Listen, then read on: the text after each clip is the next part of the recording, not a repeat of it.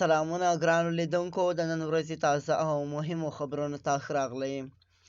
د عمران خان ښځه بي بشرا او عمران خان له دواړو د دولتي ډهایو په قضیه کې په 14 کال بند محکوم شوي وو، خو میرمن بشرا بیبي پرون پنجشنبه د زندانه خوشي شوې ده.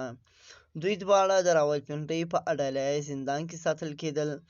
د بشرا بیبي له خلاصون سره هممهاله د عمران خان د خوشي کېدو غوښتنه هم زور اخیستی دی.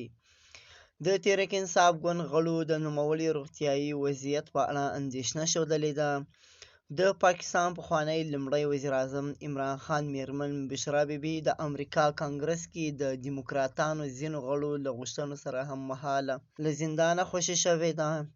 روانه اونۍ د امریکا په کانګرس کې یو شمېر وکیلانو د امریکا له ولسمشر جو بایډن څخه غوښتنه کړې وه چې د امریکا له نفوذ څخه په ګټه اخیستو دې د عمران خان په ګډون پاکستان کې د سیاسي زندانیانو خوشي کولو کې رول ولوبوي.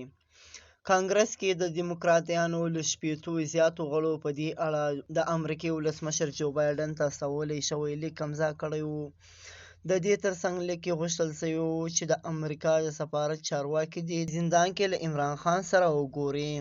دا و د نن ورځې تازه او مهم خبرونه. سبا نیوز سبسکرایب کړئ، له نورو ملګرو سره هم شیر کړئ.